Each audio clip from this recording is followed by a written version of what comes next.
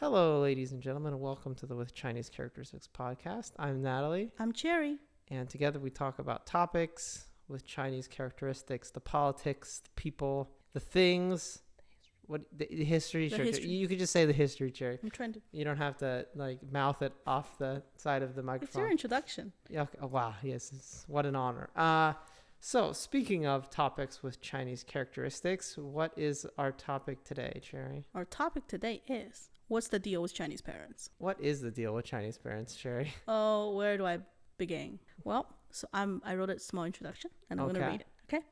It's filial piety, one of the most important traditional Chinese values that roots in Confucian disciplines. It asks of the children, no matter what age, to respect, obey, and pamper one's parents. It is not a unique virtue of Chinese culture, of course, and there's nothing wrong with enjoying an intimate, fulfilling family life and connections, keeping a close relationship with one's parents, for example. And, however, things sometimes go wrong in China when it comes to this idea of absolute obedience and essential duty that almost no one can escape. Okay. And we're going to start with a young Chinese woman's story today. Okay, interesting. And, we'll call her Lily. And, you want to? Confucius, right? Yes. Filial piety. Mm-hmm.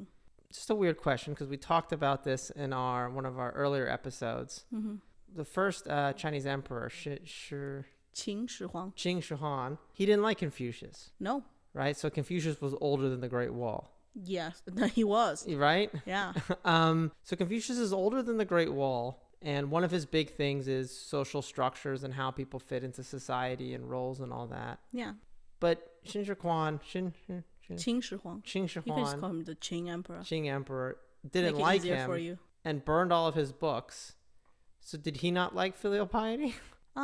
No. And his empire only lived for something like 15 years. Because didn't his sons betray each other or something happen? Yeah, for the lack of a filial piety, you see. And he should have listened. Should have listened to Confucius. I know. Yeah, Confucius as a thinker of his time really was, right? And he was a big name. He really tried very hard to persuade all these kings at the time in China to adopt his idea of how a society should be formed. And one of which is also the reason why, so filial piety is more than just what a family structure is for China. It's more like how a good society should be set up to begin with. And yeah, Qin Shi Huang didn't like him. And his empire was very short-lived in all retrospect, even though he was the first emperor who had united China. And later on, very quickly, the Confucianism was adopted by the later emperors, and it sort of just, stuck ever since. Okay. Until recent times, and Mao didn't like him either, but And that's for later. Yeah, and so a lot of these countries around Asia, even if they're not China, got the legacy of Confucius' thought. It filtered out from the center. Okay, so what is this woman's story we're going to talk about in Confucian China? Yeah, in modern China, actually. Well, still Confucian China. Sure, you could say that. So let's call her Lily, okay? And Lily is a woman in her 20s living in China. And Lily has been domestically abused by her father when she was growing up. And after her father found out that she's gay, he first threatened to kill her and then told her that it's a mental illness. And he threatened to send her to a mental hospital for treatment of her homosexuality. Obviously, China, despite the United States' best efforts, not really a Christian nation. No. Not really a Muslim nation either. No. So where we hate religion. Yeah, right, exactly. And so obviously Yeah. being gay in China is not a crime. No. And it's been not classified as a mental disorder. It has been declassified. Declassified. So it was and now it wasn't. Yeah. So what do people have against homosexuality in China? Well, I think even for the lack of religious reasons, it is not a traditional position to be in, right? I thought it was, though, like in Chinese courts and stuff. Oh, God. Yeah, but that's not official. That's real tradition right there. I know. And the traditional family structure in China, one of its main purposes is to produce an heir or to produce, child labor. Depends on how rich you are. I think not conform to it's not a choice, right? Like you're born as gay, but as far as I know, but the not forming a heterosexual family structure that is essential in the family structure that Confucius promotes, traditional Chinese culture promotes. Okay, so this is Confucius' fault too? Yeah, everything is Confucius' fault. Well, I thought everything was Mao's fault. I know. One of the two. Yes. One of the two. So her father wasn't happy with it. Okay, so it's just more of a kind of a traditional, I won't get any grandkids. Yeah, I mean, also you just don't want your children to be different. You want them to be this... To fit in. Yeah. To their little slot in society. Yes. Okay. Understandably, when she becomes an adult, she worked very hard to become financially independent. She found a job at a big city far away from home, and she cut off communications with her father. And I can't really blame her, right? Not an uncommon story for gay people in the U.S. either. Yeah, everywhere, right? She still kept in contact with some relatives, even though they don't know where she lives because she didn't want her father to know, but they knew that she was, safe somewhere. After 2 years of her moving away from home, her family went to the local police station, reported that she is an official missing person. That's the time in China where you can be reported as a missing person. They knew she wasn't, though. They knew she wasn't. Okay. And because it's been 2 years, now the police sort of are obligated to be involved in helping them find her. 2 years seems like a really long time to keep a missing person case. You know what I mean? Yeah, well... I feel like if you were missing for 2 years, the police are like, sorry, it's only been 18 months. I didn't make the game, you know? So the police, is now has to help them. Okay. To locate her. The police looked her up, found out where she works. And they first called the company to confirm if that's indeed where she works. And she immediately knew that it was about her family. And she firmly told them that she's fine, she's not missing. She chose to cut off communications with her father because of the abuse. And she told him to respect her privacy and not to tell her family about her whereabouts. Okay. But this is China and privacy is not a thing. So, they told him. The police told the father. Yeah. So very quickly, her father started calling and emailing the HR department of the company she works for. Told her manager that she's been missing. They're very worried. They are concerned that she has mental illness and all this crap. Sorry for saying that. Even though she'd probably been working there for a year. She's been working there, I think, for at least 1 or 2 years. Okay. She's got a good job. She can support herself, right? She's got a good life. And because of this, she had to then explain to her employer, the whole thing. She had to, tell them about the domestic violence history. She had to explain to them her fear of further abuse. Mm-hmm. And she explains that she thinks her father's intention of finding her is to send her to the hospital to be treated for her homosexuality. Okay. So China doesn't have, maybe it has some, right? China's a big place. Who knows what it has everywhere. But so instead of gay conversion camps, gay conversion therapy, where you go to a summer camp and pray the gay away. They try to medicate the gay away? Well, therapy the gay away? Let me put a disclaimer here. Okay. There is no nationwide program to treat homosexuality. Okay. It's not the majority opinion, even though it's not gay marriage is not legal in China and all that. But majority of the people don't think you should go to a hospital and be electrocuted. Okay. That's as far as I know. And people have more things to worry about, Yeah. And mental health in China in general needs more, it has a long way to go. Okay. Yeah. So there's not that many mental hospitals. So this is these are part of some program. This would be a pretty extreme case. Okay. What her father wants to do. But these places do exist. I'm sure they do. Yeah. Okay. So, and we're gonna get into an example of something else that's a mental illness in a second. But so she is in this situation, right? And she already sort of knew this was gonna happen, so she never used her own ID to rent an apartment. Okay, she must have very low opinion of her father. She does. I know he's coming here to put me in the anti-gay hospital. Yes. So in China, if you rent an apartment, it's all public record. Well, for the police. Everything's public record. I know everything is. But, where she works, there's no way she can escape it as long as she works for a legit company that they pay taxes and, all this stuff. They can look it up by they will look her her up. social security equivalent. Yes, type thing. Right? So why is she so scared? And what can her father do to her? Besides the empty threats, right? Okay. Because everyone can throw out some threats. Yeah. Well, there's a lot that he can do, turns out. Okay. First, if the father conducts violence against her, like he did for many years when she was growing up, the only way she can use the law to protect herself is if she suffers really serious injuries, which is different than many other countries that we know. So basically, because he's her parent, even though she's not a kid anymore. It's still a family. Oh, okay. So if he's like slapping her around on the subway. Yeah. The police. It's not a crime. Okay. It's not really a crime. The police will probably just say, you guys shouldn't do that in public. You're disturbing people. Yes. But they're not going to like arrest him. Most likely no. Okay. So domestic violence in China is not really a thing. And when it has to be a thing. I think you'll probably find it is a thing, Cherrie. Okay. When I say that, okay, I mean punishment or consequences. Consequences for domestic violence. Yeah. For the perpetrator. Okay. Is not a thing. All right. But there are real consequences suffered by victims every single day, obviously. Okay. So, and when it, the legal system is involved and law enforcement is involved, the seriousness of the violence of the crime is defined by the injury level. I know it's crazy. That's very biblical of like an eye for an eye, right? They're like, well, yeah. How many fingers did he break? So there was this case that's reported by New York Times, and it was very big in China as well. There is this woman in China. She was beaten by her husband, and this happened in a clothing store that she owns. So there's a security camera inside. So it was all caught on camera that he was beating her very violently. And then the clothing store has a second floor. In order to escape him, she ran to the second floor, and he ran after her. Out of desperation, she had to jump out of the window from the second floor to escape him. At which point he finally stopped because people were like, oh, what's happening there? And she went to the hospital. She broke several ribs. Okay. Right?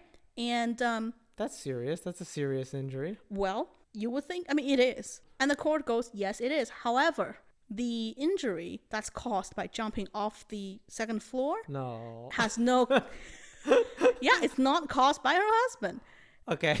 It's crazy. And really, so the injury that she had suffered at the hands of her husband is, there's really no long-lasting injury besides some bruises, even though it was caught on camera, right? Yeah. And so there's very little consequence for him. It's like the sidewalk broke your legs, not your husband. Well, yeah, and technically she chose to break her own ribs. But it's crazy. I have to laugh about it. It's crazy, right? So, but that's the reality in China.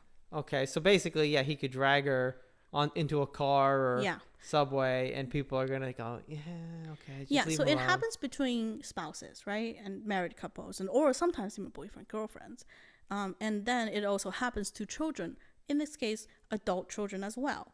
And in China it is what it is, but the point is that if it gets to that point that he actually breaks her leg, she must be in a very terrible situation, and she's locked at home somewhere in the city that she grew up in his apartment. There's no way for her to escape, right? Yeah. And because there's no way to get law enforcement involved beforehand, even if she gets... law enforcement is already involved. They're helping him find her. Oh, right? Yeah. Yeah. So, and then she also... the reason I know this story is because she looked for help online, asking suggestions for what to do. And she also said, if there's any volunteers... I would need help to sort of accompany me to go to work and go back from home sometimes. Wow. Because she doesn't want to be alone in public, right? Yeah. And if the father tries to block her on her way to work, or, outside her office building or something, all he has to say is that her father and the people around them will most likely just let it happen, even if she struggles and, in defiance. It's actually a common tactic used in assault and kidnap cases in China, especially against women. Well, against a woman, not especially. And the perpetrator, most of the time, a man grabs a woman, and they say that the woman is their girlfriend or sister or daughter. And sorry to say this, bad Samaritans of my fellow Chinese will not do much to prevent it, because they see it as a family internal business. That's like just like how law enforcement sees it. That's like the truest representation of patriarchy. Like, I, as a male of her family unit of a higher position, take ownership of this woman. Yeah. Right? And there has been many cases because men know that they could do this, even though they're just a stranger. They do it, and then the police sometimes will get involved, and they will find out that they're not a couple. They don't know each other. The man is just trying to rob someone's purse or like kidnap her or something. They're like, if you guys were like screwing, it'd be fine. But because you're not, it's a crime. Exactly. And law enforcement in China, I think at this point you can understand their guidance on how to deal with family affairs. In this case, it would be, is still largely through mediation and through just the principle of like, just don't make too much of a noise. And it will all be fine. Yeah. So you just have to convince them that that's what's happening, and you can get away with a lot of stuff in public. Yeah. Or in private if you beat her. Yeah, especially in private. Yeah, so that's two things that he can already do. Okay. And if he achieves those things, as soon as he gets a hold of her physically, he can then send her to a hospital, probably, and claim that she's mentally ill. And that would be the end, to her understanding, to her story. Yeah. Because she'll be locked up somewhere, put on drugs. Why does he, is he just a crazy person? Why does he want to bring her back? We'll get to that. We're getting there? Yeah, okay, we're getting there, Okay. So she'll be put on drugs, and there's an end of that. So you might wonder, is it possible in China, if you're an adult, that your parents, who are like in their 50s or 60s, can commit you to a hospital without your, against your will? Well, because you can do that in the U.S., but there's... So you could do that in the U.S. You can do that everywhere, because people can suffer a serious mental illness. As an adult. Right? And legal guardianship is a set up system in most countries and legal systems. However, for example, in America, I guess I can only speak for America because that's where I live, right? I shouldn't try to speak for any other places. To gain the legal guardianship of an adult person who is mentally ill, you have a lot of hoops to jump through. Especially if they don't want you to do it. The court will get involved. Mental health specialists will get involved. You have to get a diagnosis.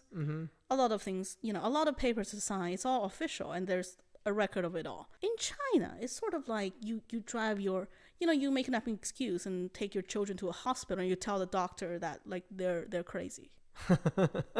No, that's really how a lot of places how it works. It's like you're tricking a dog to go to the vet. Like, oh yeah, do you want to go to the park? And then you're really taking it to the mental. Yeah, health. So especially at a local sort of smaller institution, it doesn't even have to be a real hospital, right? Because public hospitals in China is pretty legit most of the time. And if you go to an institution that's not, that's kind of questionable, and you have a lot of power. There's a lot you can do there through bribing and just personal favors, I guess. Yeah, and I do want to say an example. There's this infamous guy in China, and I think our Chinese audiences would most likely have heard of him. His name's Yang Yongxing, and he is a quote-unquote doctor who treats, wait for it, internet addictions. Okay, so like being a teenager, like... Well, apparently his patients, their age range from like 8-10 years old to like well into their mid-20s. Okay. So legally adults who have full rights get sent to his illegitimate hospital institution by their parents, even though they're an adult. And their main methods of treatment is electric shock. Wow. Okay. So we don't treat homosexuality in China through electric shock, but we do that to treat internet addiction apparently. But I mean, you're saying this like...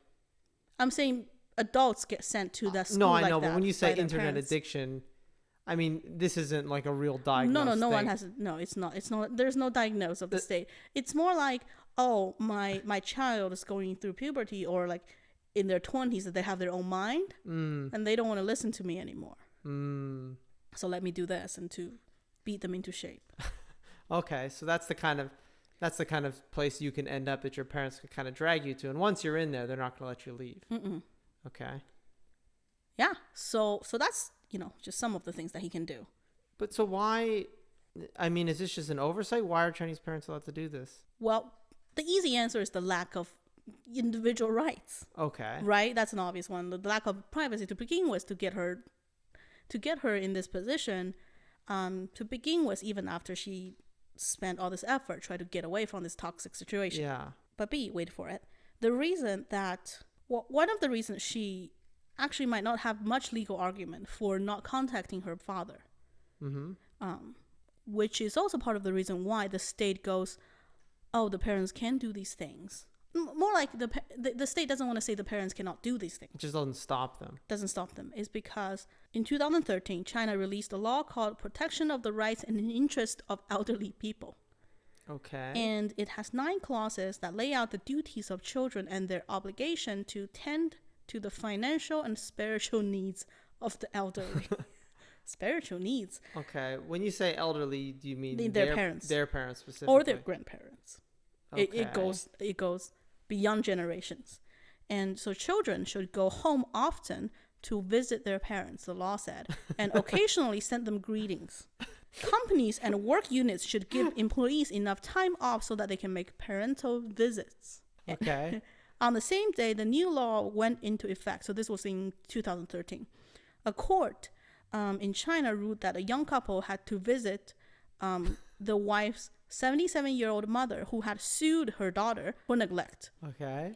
And the court goes, legally, you are required to visit her at least once every 2 months to tend to her spiritual needs, as well as to pay for her compensation.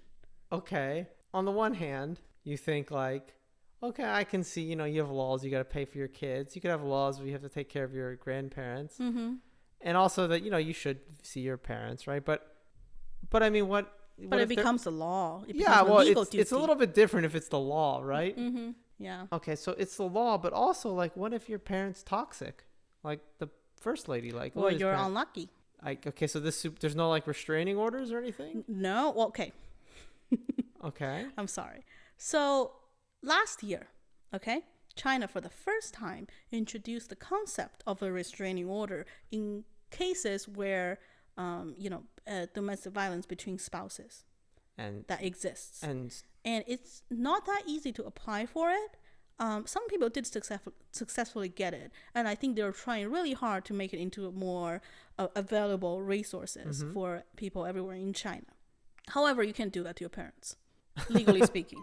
And it's just not a thing that people commonly do or know that it exists so that they can protect themselves. And I even suspect that it's the same as the domestic violence cases, where in order to get a restraining order, how crazy you would have to prove your parents to be is a whole hurdle to jump through. Okay. So the short answer is that she cannot apply for a restraining order against her father. Okay. And the state might not want her to do it because the state would like for her to care to the financial and the spiritual needs of her father. Because it's not going to be the state's responsibility. The state's not going to visit him. No, it's going to be your problem. So let's go back for a second to these traditional value, right, of China. There's this biblical commandment that says, honor thy mother and thy father. Yeah. And you will say, yeah, that's something that's important. I think most society, here's the thing though. Most societies have that rule because parents are the ones that raise children. Yeah. So you're not going to raise them to exactly. Not listen to you. So it is human nature, right? I would say to be close to family, to respect your parents, to love them. That's all fine. That's all great, right? And but however, in China, it is more like a value based on strict principles of hierarchy instead of love. And it's a combination. I feel like that could be a shorthand for like, oh, what's China like? Well, it's like hierarchy. Not love. Instead of love. Yeah. So it's a combination of like the rules of hierarchy and obligation and obedience all together. Interesting. And it is the very foundation of the structure of Chinese families and society as a whole. Well, I think that's true in the West too, of like a lot of other relationships get treated like a father relationship, specifically father, right? Because it's like, oh, people call it the godfather. No, yeah. King can be the father of their country. They're the center of the family, the leader of the family, the head of the family. They're the leader of the family. So it does make sense that in Confucianism too, this idea of the family and the structure of a family is kind of pushed out into society at large. Isn't patriarchy great? Right? So it's been this way many, many, many years, right? But then it ushers in a new age when, starting with the establishment of New China People's Republic of China in 1949. And a few changes came, fair to say, right? Yeah. And it shaped the traditional view of family and society hierarchy. Yeah, we have a whole episode about it. I think we have many episodes about it. Well, it's all about that. If you're interested about what the Cultural Revolution did to Chinese families, you should listen to our Chinese marriages pod. Yes, from concubines to comrades. Yeah. So let me give you an anecdote first, okay? It's not all bad. Before 1949, traditionally, parents don't really have a duty for children. That they... No, I mean, you raise them, right? For love, for human nature, and for practical reasons, right? You want to produce an heir, you want to have child labor, you want to have offsprings. Yeah. You want to have a family. That's all great. However, they have no legal, children have no legal protection whatsoever. It's not a parent's legal obligation to raise them. It's okay to abuse them. It's their legal obligation to respect you, though. Exactly. It goes. Okay. It's a one-way street. So at least. So Mao saw this as a suppression, right, for the future generation. And as a communist country, you need a huge population and you need these little future comrades, right? So for the first time in 1949, the marriage law of the new China laid out the duties of that parents have to their children. Includes, you must raise them, provide, a healthy environment, provide, obviously food and education, all this stuff. And you must not abuse them, at least on paper. So that's one good thing that came out of it. Well, there's some other ones too, if you listen to the marriage episode. So we're not here to shit on China, right? Okay, but however, realistically speaking, though, the one very important aspect that of that time, or the influence that time had brought China, was that Mao really intended to break the family structure down to make a way for a total revolution of the society. I'm just thinking, and he basically, I think, it's fair to say he succeeded. He won the battle, he lost the war, though. Confucius 2, Chinese leaders 0. Yeah, I know, right? Yeah, Confucius is immortal. He outlasted unlike dictators. The first emperor, and he outlasted Mao. Exactly. So, but during Mao's year, in Mao's China. Yeah. In Mao's China, the party and its ideology replaced the idea of filial piety. Intended. And once allegiance and obligation no longer, stands with their family or their parents or their patriarch. The party is your parents and Mao is your daddy. You can't have multiple daddies. You can only have one. Okay. So, and it had a very deep effect on Chinese society as a whole during those years. For example, during Cultural Revolution, people are encouraged to turn in their parents or their spouse for anti-revolutionary behavior or thoughts. People denounce their parents for criticizing Chairman Mao or for promoting capitalist ideas. Or just if they just having a book hate that their parents are trying to control them, or have a book in English. Yeah. Or if you speak English, not good either. So one's supposed to disown all of one's relatives and friends to show their sole loyalty to the party. More likely to Mao, actually, because Mao didn't like the party at this point. Religious cults do the exact same thing, right? Yeah, that's why it's a personality cult of Mao. It works wonders, right? Yeah. Cults is very, as much as they're not the mainstream of society, but one could argue back in the days all religion was a cult to begin with. That's how they were so successful. But anyhow, it was some crazy years that China had to go through. And then, late 1970s, Mao passed away, Cultural Revolution ended, the party struggling to keep its seat at the center of power, and China is trying to get it all back together. And one of the main things that they had to do was to bring families back together. Again, not just about love and social harmony, even though that social harmony is a very big part of it. One of the reasons is that the adult children must now start being financially responsible for their parents as part of China's effort to deconstruct this, what do you call it? This communist society, right? So you asked if China has a pension system. Yeah. So it does, technically. And it's got like 2 or 3 pension systems. Depends on where you are. If you are in the city, you have a system. If you are in the rural areas, it's a different system for the countryside people. However, it is highly disarticulated, and its localized nature and inefficiency makes it like sort of very hard to utilize for people. Okay. And we also have a getting old before getting rich problem. Japan had this problem, right? Like Japan's living this problem. And Japan's living this problem. And China's quickly approaching that. It's a combination of one-child policy, right, for many years. And now the high cost of living in a city and all that. Also, it's not like there's much immigration to China. There's no immigration to China whatsoever. So overall, there's some. In the grand scheme of things, it's nothing. It's very hard to get a Chinese citizenship. Yeah, so overall, less than 1/2 of all adults in China are covered by a civil service pension, or the other system called UEPS, the Urban Enterprise Pension System, 社保, if you're listening in Chinese audiences. So everyone else is either not covered or covered only by the recent voluntary schemes for rural workers or non-employed urban residents. It's like an IRA type thing. Yeah, it's called the rural pension, the nickname. And it had begun in late 2019, so recent, right? And it has expanded rapidly. However, because most participants of these voluntary systems, especially in the rural area, save only a very small amount of their income, their retirement benefits will be very modest, despite being augmented by government subsidies. So the government is trying.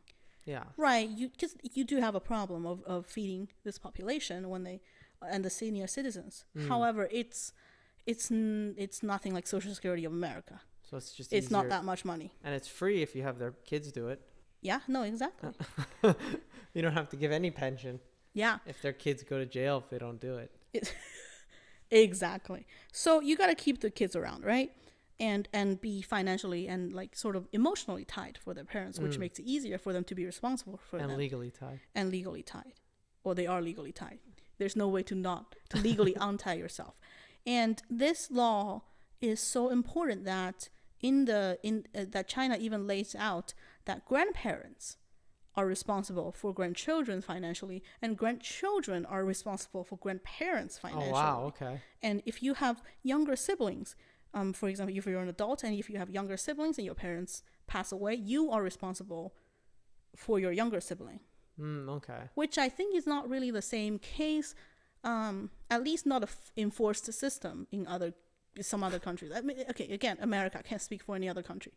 Of course, countries like Japan has a much more strict system, maybe, like one's children inherit the debt.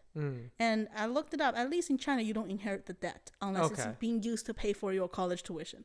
Unless it's not used on you, and they can prove that, and then you're fine.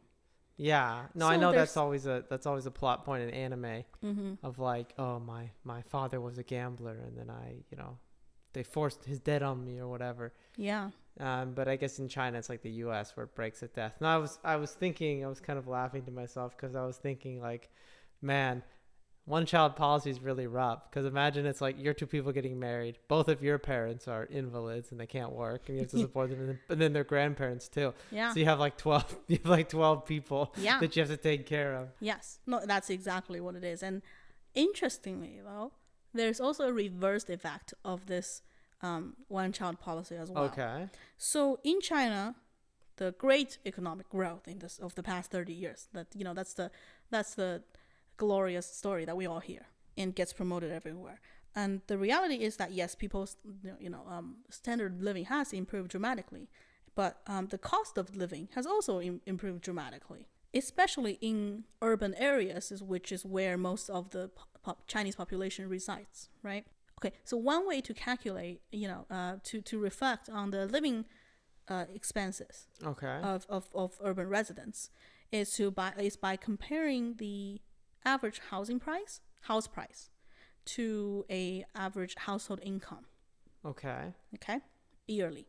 And you want to guess what's the if a house is $500,000, a house is $5 and you make $1 a year, it takes you 5 years of income. So it'd be okay. A family makes $5 a year. Okay, so it take $1 a year. 5 years of no tax, no nothing to get that house. Okay. Yeah, so that's the ratio where that's the number you look at to see how hard it is for people to be living in that area. Okay. How costly. So you want to take a guess of the average of the American number? this is not just, California or New York, obviously. This is also people in other California areas. tend to make more money. So I'm going to say in general, I'm going to say the maybe national average. I want to say 5-1. Well, actually, it's 4.1 times of the average household income. Interesting. Yeah. So in China, China, it'd be higher. I guess it's the national average, right? Like if you look at it's. I'm sure houses are cheap in Tennessee or wherever. Yeah. You want to guess in China? So okay, I'll give you some more put it into perspective. So we will be let's look at China's 50 biggest cities, which is again where most Chinese people live. Mm-hmm. And in 2018, what do you think the ratio was? Okay, I'm gonna assume it's higher than the U.S. That would be correct. So maybe twice the size. We'll say 10-1, or 10-1. Well, the average of these 50 biggest cities in China is in 2018 is 15.8 times greater than the average household income. The cost to buy a apartment in China, not a house, but a residence. You know what I mean? And the ratio in Shenzhen, which is a huge mega Chinese city, right? One of the highest, I guess, income levels, if not the highest, also the highest in housing price. It has the highest ratio, which is 36.1, which makes it the country's most difficult place to work and buy a home in. What about like San Francisco and New York? Well, I think it was something like 8 or 9. Oh, okay. And that's considered huge. That's considered back in 2008, ridiculous. Before the bubble bursted. Yeah. That's about it too. Oh, okay. So and people thought that was crazy. Yeah. So, right? No, not in Shenzhen, which is in China. times. That'd be a good deal. That would be a great They'd be like, deal. oh wow, this San Francisco housing market is. That's why the Chinese people buy so many houses there. So it costs a lot. Yeah. To live in China, right, in a Chinese city. The thing about the one-child policy is that in order to be a young couple or a young person living in a city and wanting to own your property, which Chinese people do see as essential as this idea that you are an adult and you have a marriage. You must have your own residence, right? That you own. Also, renters' rights aren't protected in China. So let's just say Chinese people are very much into owning properties rather than renting them. And the one-child policy sort of have set up the situation where, I guess it's helpful because you only have one child to pay for, because a young person living in these cities would almost always need their parents' help, financial help, in order to gain a residence somewhere. Mm-hmm. Yeah, what we commonly say is 8 wallets and one apartment. Because the 8 wallets would be the young couple, 2 of them, their own parents, which is another 4 of them. Yeah. So the money funnels and down. I think some grandparents too. So I guess that's more than 8 wallets. But generations of savings goes into buying these properties. So the money funnels down. And it financially ties them together. And that's sort of the carrot of the situation, right? Okay. And so it's like, we gave you a house, now you have to take care of us and visit us every month. Exactly. Right? Okay. And so that sounds like a free market result of this. You don't need to make a law. No.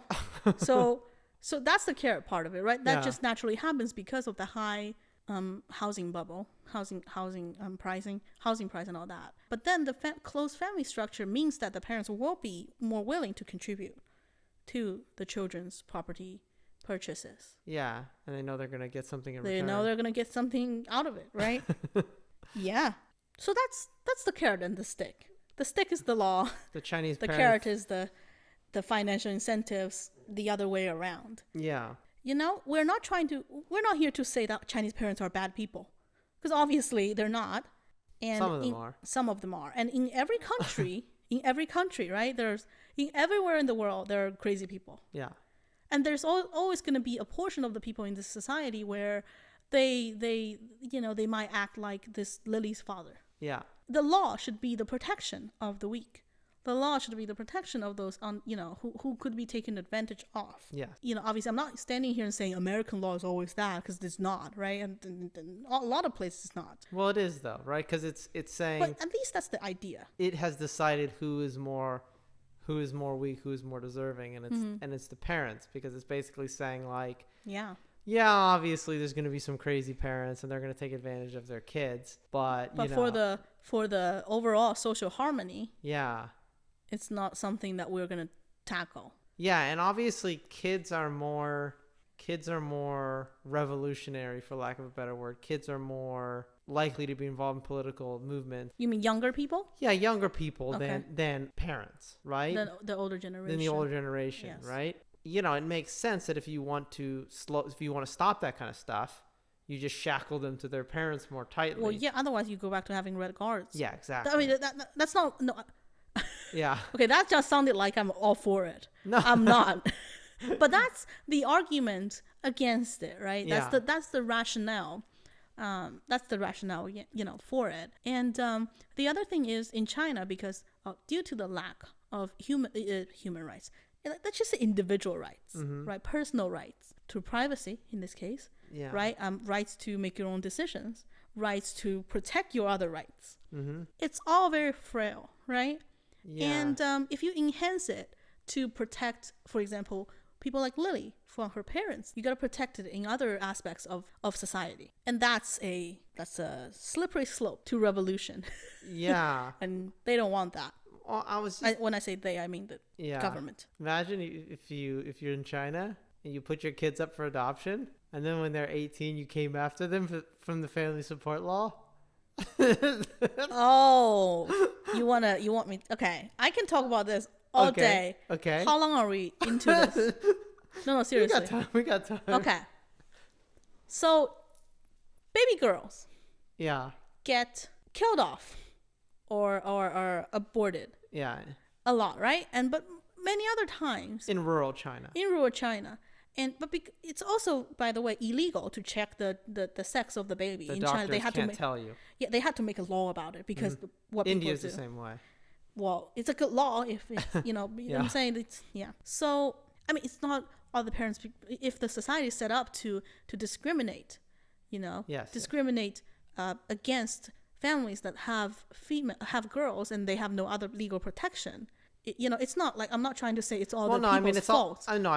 There's a line from Nickel and Dime, which is poverty makes you cruel. Yeah, it's unrealistic to. Sorry, go ahead. It's unrealistic to expect some rural family that's living on barely the edge of the third world to make a poor economic decision. Yeah. For the sake of some sort of morality. It's not to say that they shouldn't.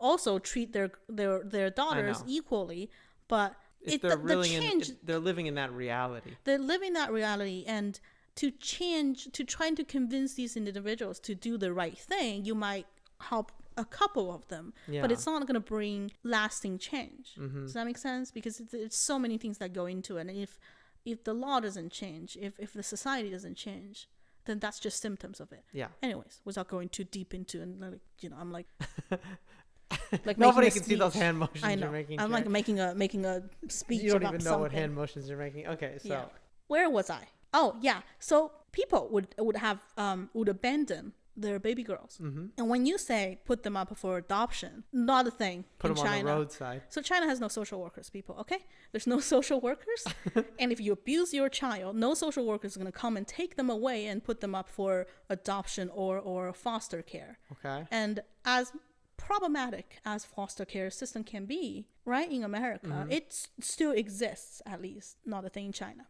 And so they wouldn't put them up for adoption. They would just they will either give them away, and maybe they will ask around. Maybe they go, do you want a girl? And maybe some couple in the city or like their neighbor who don't care if they have a daughter or a son, or who just feel bad, right? Who are these kind of people? Or they go, oh, we can't have children. Yeah, we get every possibility in the world in which you might have the kid. Okay. We can move on. Let's say they abandon. Maybe their kid wanted a friend. They abandon the daughter. They abandon the daughter, right? Yeah. The daughter gets raised by a different family. There are cases where they would start looking for the daughter that they had abandoned. And, sometimes ask for compensation or like ask for money. Or I've seen a case where they asked for her to pay the tuition of her younger brother that they had after they had abandoned her. Anyway, so... Yeah, sorry we dropped you on the street side. Yeah. But your younger brother, who we had afterwards... the reason that we abandoned you. He could use a handout. Yeah, right? Yeah, so it's real tough. So that does happen. I mean, not like a lot, right? Like it's obviously it's all going to be rare cases. That was me when I had that thought of like, what if you put your kid up, like abandoned your kid and then came after them? I was like, that's like my joking, like, wouldn't that be crazy? So I think legally they don't have much of a case because the law, I think, does say that, if you had been adopted, legally. If you gave up your parental rights, basically. Yeah, right? So you don't have much of a case and it's unlikely you're going to win a court case. But the culture and the law is set up in a way that they're under this impression you can shame them. That you can shame them, right? Yeah, so that's one thought. Did you have another thought? I actually don't remember what my second thought was. This discussion was so stimulating. It was so stimulating. Yeah. So back to, I just want to add one conclusion. So what could Lily do? Yeah. Get a gun. The Chinese, wow.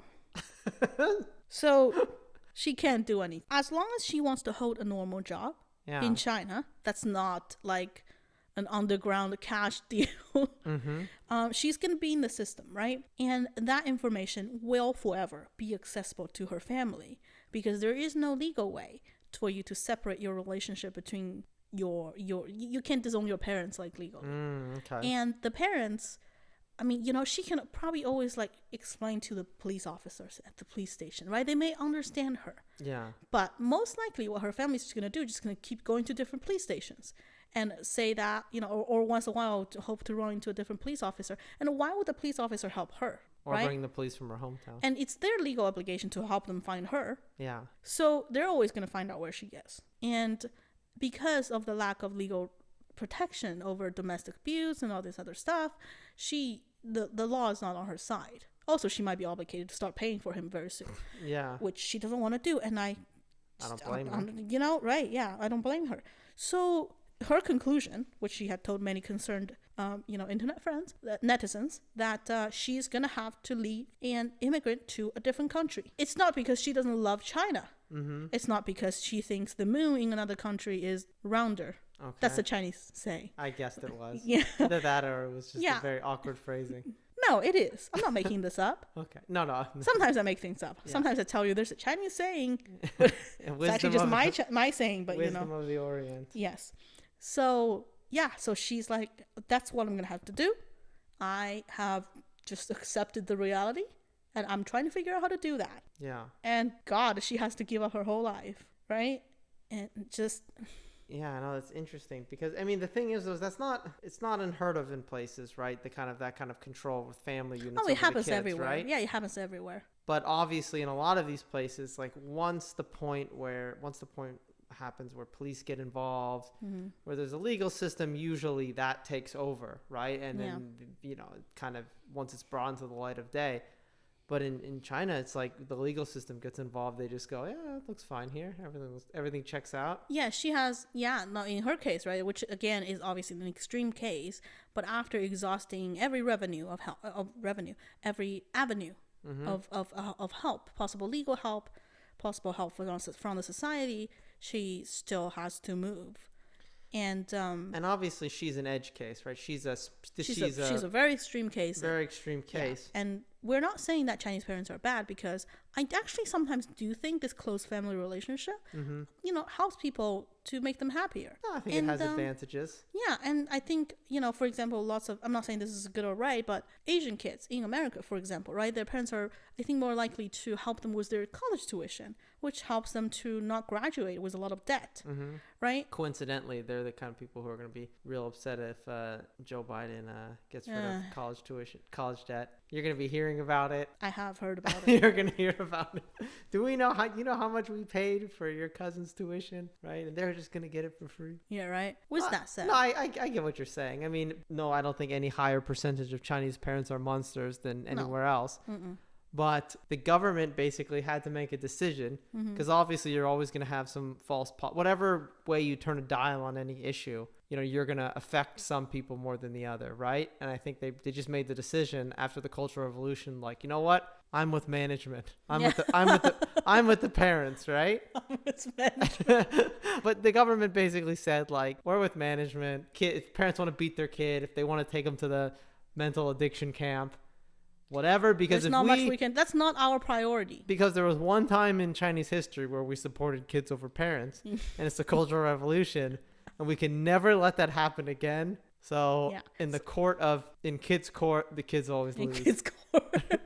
So yes, no, obviously, let me just make a statement. That's obviously a simplistic, presentation of it. But yeah, it's true. So, right? So, and once you start emphasizing one individual right, you got to start looking at the others. Yeah. And, it's a slippery slope. Today's gay marriage, tomorrow's going to be like humans marrying cats.